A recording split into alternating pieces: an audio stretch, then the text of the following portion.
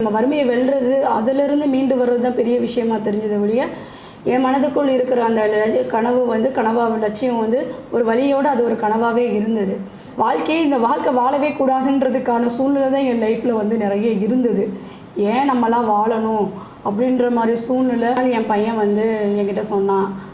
என்னோடய ஃப்ரெண்டோட அம்மாலாம் நிறைய படிச்சிருக்காங்க, ஆனால் நீ வெறும் +2 தாம்மா படிச்சிருக்கேன், எனக்கு இது வெளியே சொல்கிறதுக்கு ரொம்ப கஷ்டமாக இருக்குது அப்படின்னு சொன்னான். ஸோ ஒரு 10 வருஷம் கேப்க்கு அப்புறம் எப்படி படிக்க போகிறோன்றது ஒரு பெரிய தயக்கம் இருந்தது.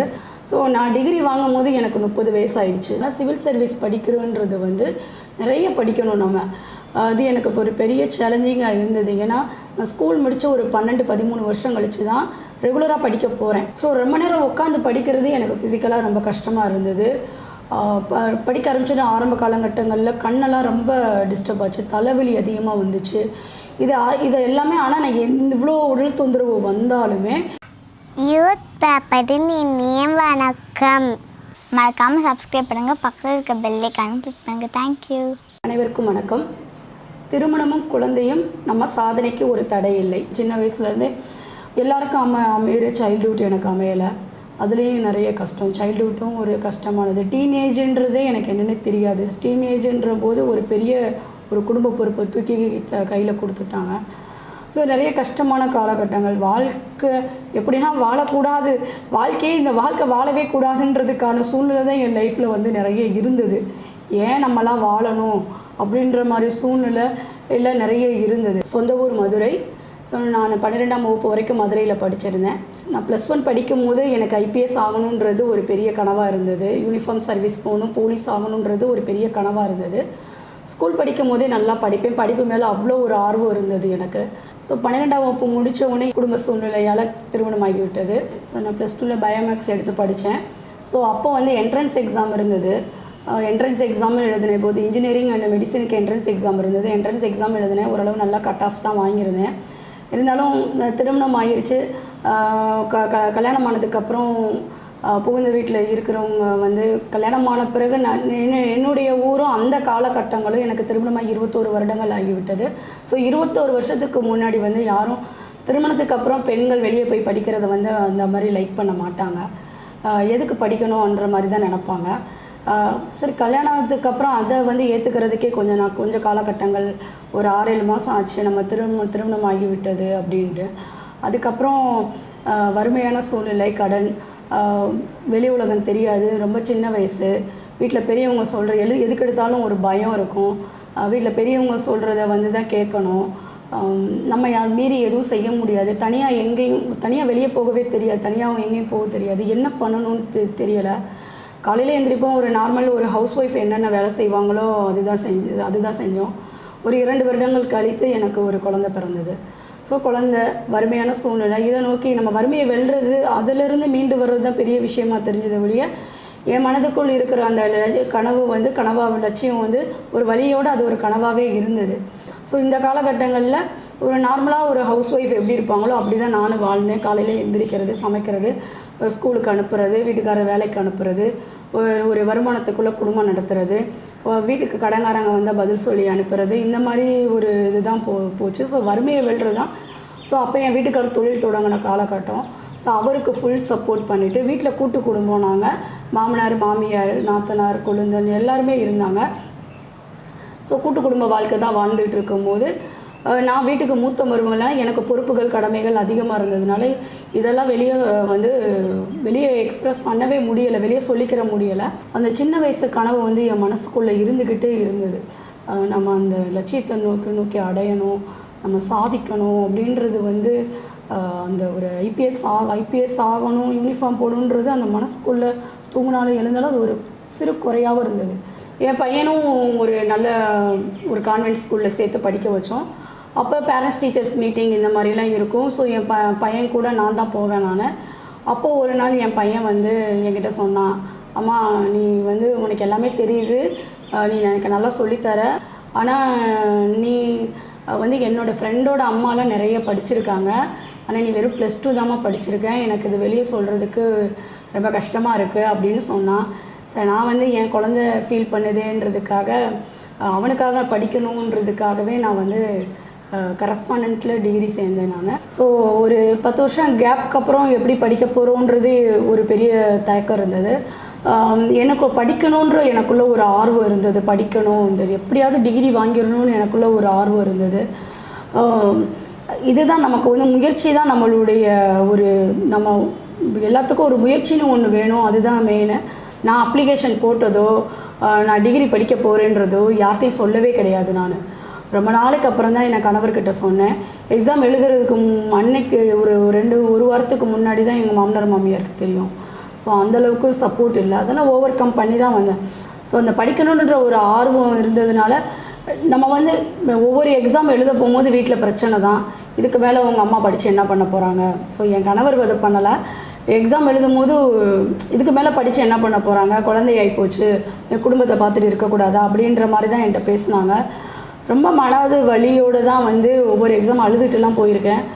ஒரு எக்ஸாம் எழுதும் போதுல ரொம்ப உடம்பு சரியில்லாமல் சிக்காக இருந்தேன். என்னால் எந்திரிச்சு நிற்கவே முடியல. அந்தளவுக்குலாம் உடம்பு சரியில்லாமல் ஒரு பிரச்சனையோடு இருந்தபோது எல்லாத்துக்கும் வந்து என்னை எக்ஸாம் எழுத கூட்டு போய் உட்கார வச்சு எழுத வச்சு என் ஹஸ்பண்ட் நல்லா சப்போர்ட் பண்ணாங்க.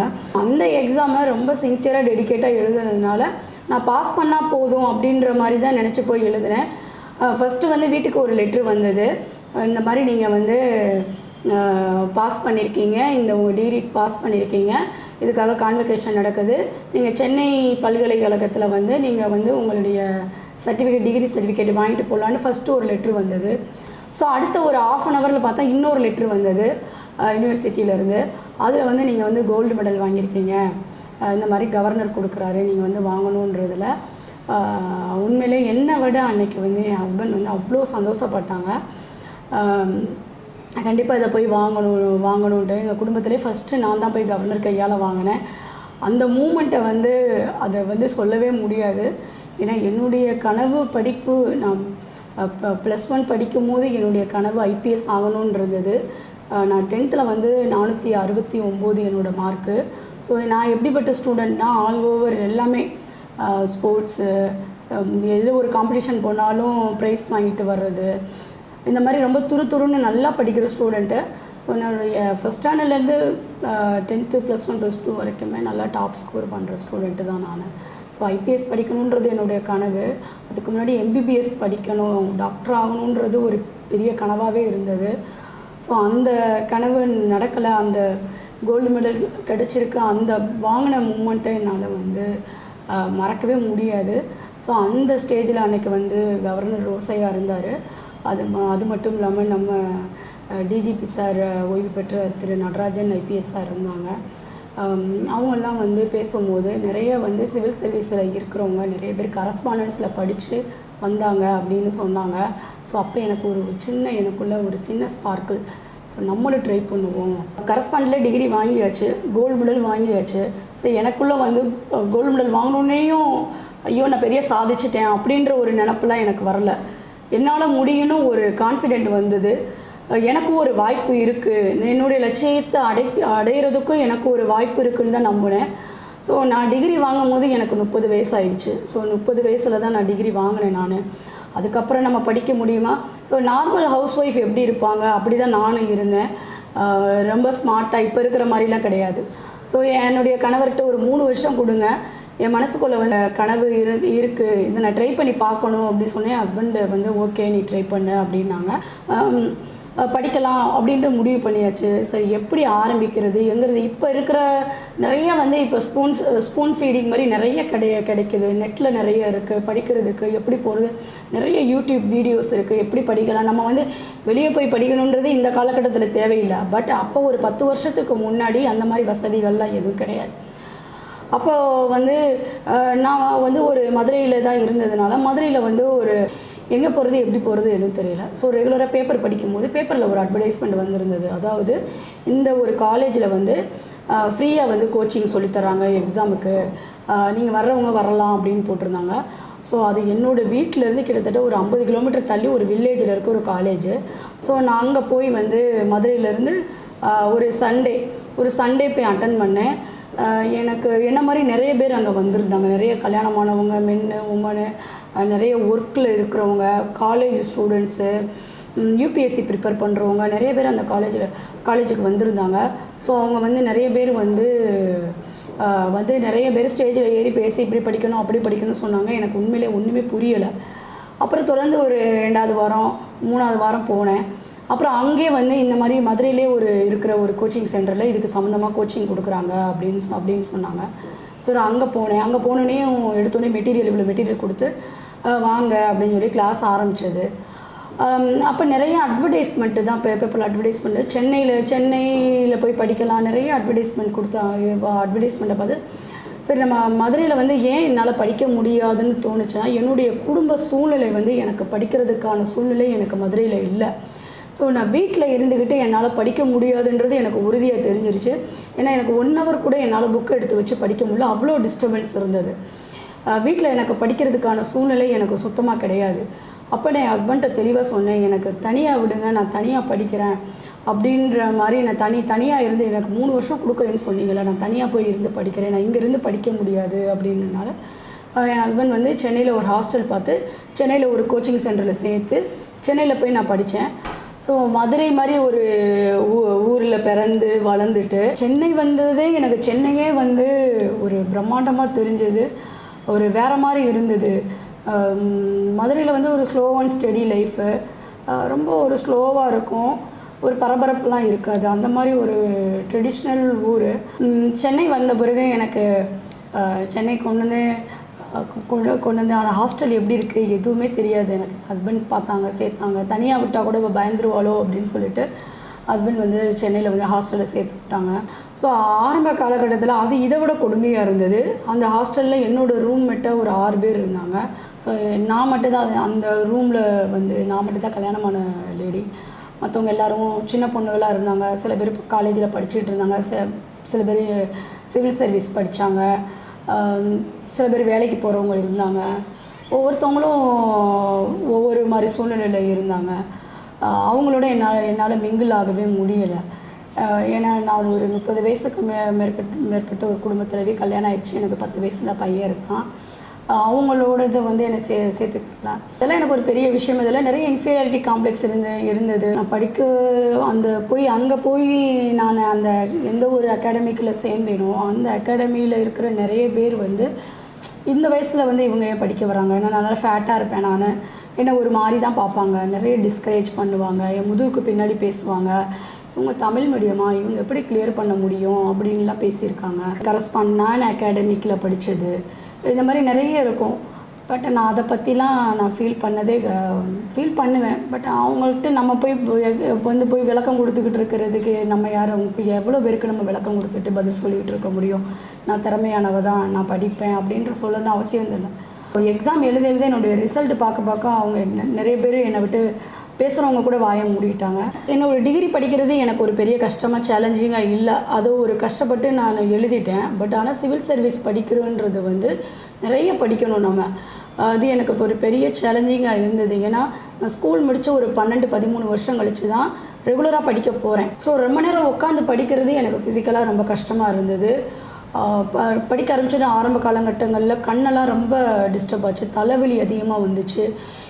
இது எல்லாமே. ஆனால் நான் இவ்வளோ உடல் தொந்தரவு வந்தாலுமே நான் அதை வந்து ஃபேஸ் பண்ணிக்கிட்டு படிக்கிறத மட்டும் நிறுத்தவே இல்லை. ஸோ ஒரு நாளைக்கு அப்படியே ஒரு ஸ்லோவாக ஆரம்பித்தேன். 2 hours 3 hours 4 hours நான் ஆரம்பித்து அப்படியே ஸ்லோவாக வந்து ஸ்டடி பண்ண ஆரம்பித்தேன். நிறைய வந்து ஃபஸ்ட்டு வந்து என்னுடைய சிவில் சர்வீஸ் ப்ரிப்ரேஷன் ஆரம்பித்த போது ஆரம்ப காலத்தில் ஒரு முறையாக பண்ணலை, எனக்கு தெரியலை.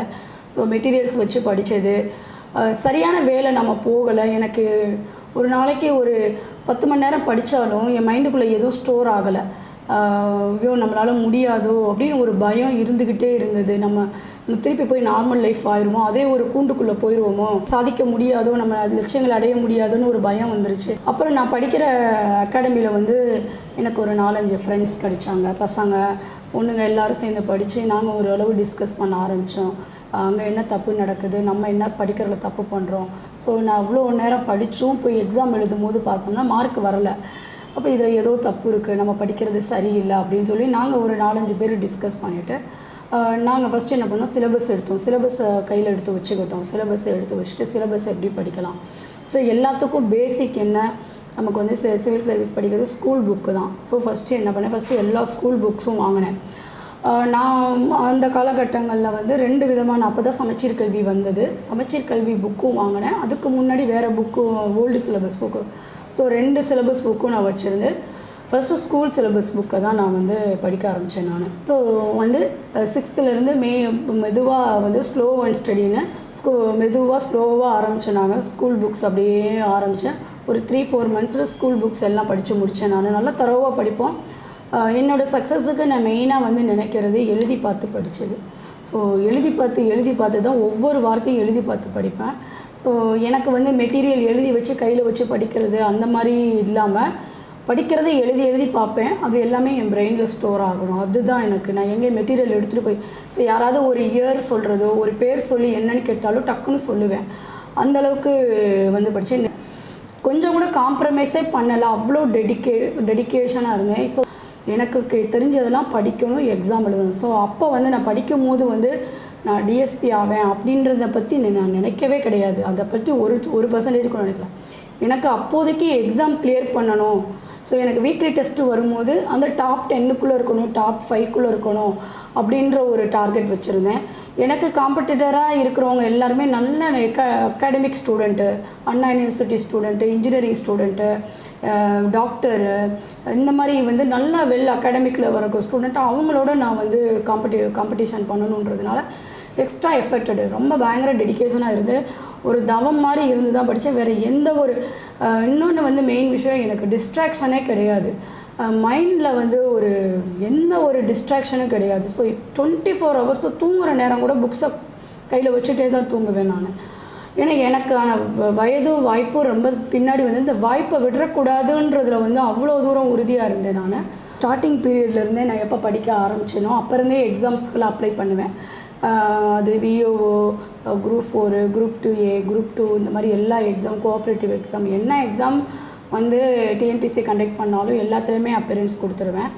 ஸோ அதில் வந்து நான் ஃபஸ்ட்டு எக்ஸாமில் இருந்து லாஸ்ட்டு அட்டம்ப்ட் எழுதின எக்ஸாம் வரைக்கும் எல்லா எக்ஸாமையும் நான் கிளியர் பண்ணேன். அப்புறம் ஃபஸ்ட்டு எக்ஸாம்லேருந்து லாஸ்ட் எக்ஸாம் வரைக்கும் நான் கிளியர் பண்ணாலும் ஸோ என்னோடய வேலைன்றது நான் வந்து இந்த டிஎஸ்பின்றதில் வந்து நான் கிளியராக இருந்ததுனால ஸோ அடுத்தவங்களுக்கு கிடைக்கிற வாய்ப்பை நம்ம வந்து பறிச்சுக்கிறக்கூடாதுன்றதுனால நான் வேலைக்கு போகவே இல்லை. ஸோ ஒரே ஒரு தடவை மட்டும் வந்து கவுன்சிலிங் அட்டென்ட் பண்ணிவிட்டு வந்தேன். ஸோ என்னோடய வெல்விஷர் ஒருத்தர் வந்து சொன்னாங்க, இல்லை நீ வந்து ஒரு கவுன்சிலிங் அட்டென்ட் பண்ணால் தான் உன்னோட சர்டிஃபிகேட்டில் ஏதாவது டிஃபால்ட் இருக்கா, நீ என்ன நடக்குதுன்றது அங்கே தெரியும் அப்படின்றதுனால ஒரே ஒரு தடவை குரூப் 2 எக்ஸாமில் போய் வந்து கவுன்சிலிங் அட்டென்ட் பண்ணிட்டு வந்தேன். ஸோ அந்த வேலையுமே நான் வந்து போகலை. ஸோ கிட்டத்தட்ட ஒரு 8-9 எக்ஸாம் மேலே கிளியர் பண்ணாலும் நான் அதெல்லாம் போய் ஜாயின் பண்ணவே இல்லை. ஸோ குரூப் 1 டிஎஸ்பின்றதில் கிளியராக இருந்தேன். 2013 வந்து நோட்டிஃபிகேஷன் வந்துச்சு. 2014 வந்து நான் வந்து ப்ரிலிமினரி எழுதினேன். ஸோ அதில் வந்து மோர் தென் 200க்கு ஒரு 140க்கு மேலே போட்டு நான் கிளியர் பண்ணிட்டேன். குரூப் 1 ப்ரிலிமினரி கிளியர் பண்ணிட்டேன். ஸோ மெயின்ஸ் படிக்கும் போது ஆல்ரெடி தரோவாக படிச்சிருந்தோம். ஸோ இந்த கோச்சிங் சென்டரில் கிட்டத்தட்ட ஒரு 60-70 டெஸ்ட்டுக்கு மேலே எழுதணும். ஸோ எழுதி படித்தனா டெஸ்ட்டு ஒரு 60-70 டெஸ்ட்டுக்கு மேலே எக்ஸாம்ஸ் எழுதணும். வந்து 2015 வந்து மெயின்ஸ் எக்ஸாமில் அப்பியர் ஆனோம். ஸோ எனக்கு வந்து கிளியராக இருந்தது, கண்டிப்பாக நமக்கு வந்து கிளியர் பண்ணிடுவோன்றது ஒரு பெரிய கான்ஃபிடென்ட் இருந்தது. ஃபஸ்ட்டு அட்டெம்ப்ட் தான் என்னோடது. அதை முடிச்சுட்டு 2016 இன்டர்வியூ வந்தது. ஸோ என்னோடய கோச்சிங் சென்டரில் மார்க் இன்டர்வியூ நிறைய ஃப்ரீ கோச்சிங் சென்டரில் வந்து மார்க் இன்டர்வியூ கொடுத்தாங்க. ஸோ ஒரு மார்க் இன்டர்வியூ அட்டன் பண்ணோன்னே எனக்கு ஒரு கான்ஃபிடென்ட் இருந்தது. மார்க் இன்டர்வியூ அட்டன் பண்ணி வந்து எனக்கு கிடச்சிது. ஸோ கவுன்சிலிங் போகும்போது எனக்கு அதர் சர்வீஸ் இருந்தாலும் நான் வந்து டிஎஸ்பி தான் சூஸ் பண்ணேன். நம்பிக்கை, விடாமுயற்சி, கடின உழைப்பு இருந்தால் போதும், கண்டிப்பாக நம்ம லட்சியங்களில் வந்து நம்ம கண்டிப்பாக சாதிக்க முடியும், நம்ம அடைய முடியும்.